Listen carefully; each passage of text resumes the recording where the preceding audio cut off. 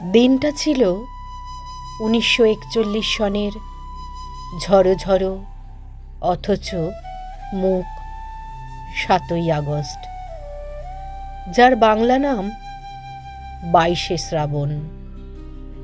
তখন সেই বয়স যখন মনের মাটিতে বড় বড় বৃষ্টির ফোঁটার দাগ পড়ে।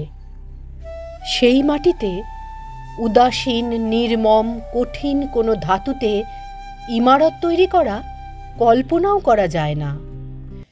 সেই বয়স, সেই সময়। জানতাম তিনি কলকাতায় আনিত, চেতনা অচেতনার মাঝখানের চৌকাঠে অনিশ্চিত অবস্থায় আচ্ছন্ন। প্রতিদিন তার স্বাস্থ্য সংক্রান্ত সমাচার পত্রিকা বের হয়, আর তার উপর তখন হুমড়ি খেয়ে পড়ি আমরা, যারা দূরবাসী আচার্য দ্রোণের একলব্য শ্রেণীর। কুয়াশা কেটে ফেটে মাঝে মাঝে যেমন কাঞ্চনজঙ্ঘার রৌদ্রাভ শুভ্র রূপ দেখা দেয়, তেমনি তখনও চলছে মুখে মুখে রচনা, প্রায় প্রত্যহ একটি। অবিশ্বাস্য সেই সব ঘটনার সাক্ষী তখনকার প্রভাতী পত্রিকাগুলোর কয়েকটি সংখ্যা।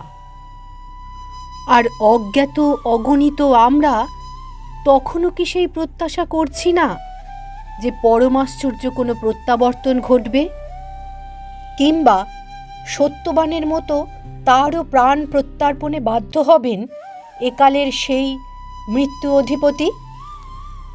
জীবন মরণের সীমানা ছাড়িয়ে কম্পিত পায়ে তিনি তো আগেও এসে দাঁড়িয়েছিলেন প্রান্তিক এক বিন্দুতে, কিন্তু ফিরেও তো এসেছিলেন আবার। ইতিহাস কি নিজেকে আবৃত করতে পারে না আবার? পারে হয়তো, করেনি।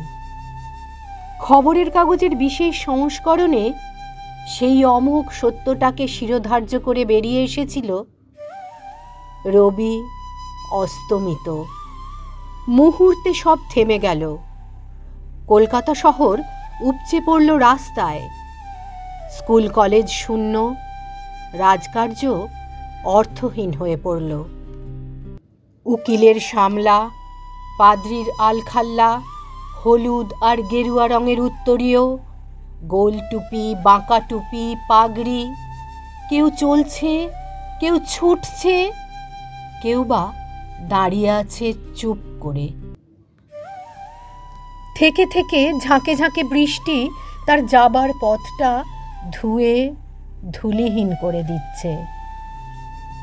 ঢেউয়ের পর আসছে ঢেউ, ভেঙে ভেঙে ঢেউ ছড়িয়েও যাচ্ছে।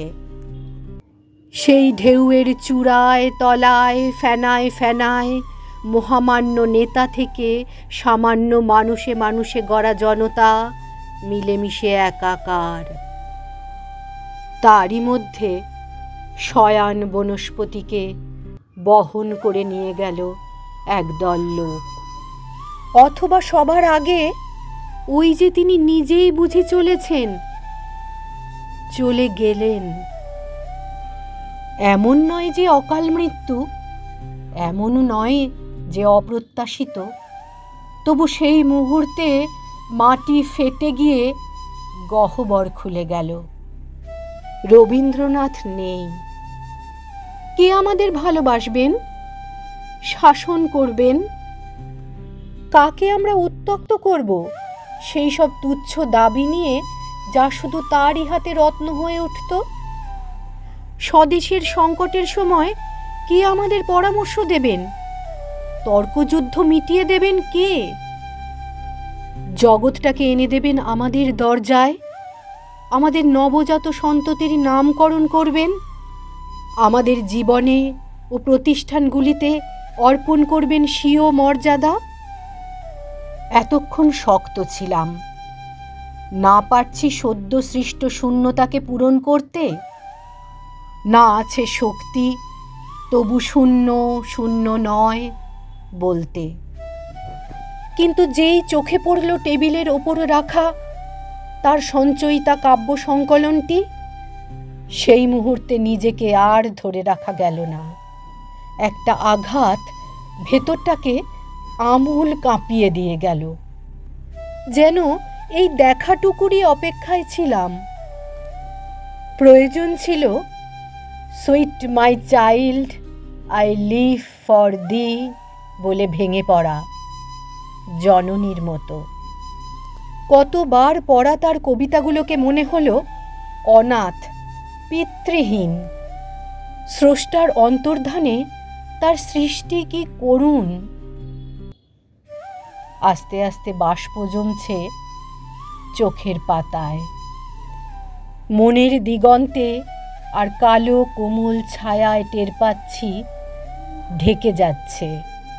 সূর্যগ্রাসের সময় যেমন ঢাকে, অঝোর বর্ষণ তখন আর বাইরের প্রকৃতিতে নেই। সেই জলধারা ঠাঁই নিয়েছে ঘরে ঘরে, টলমল মনের পর মনে।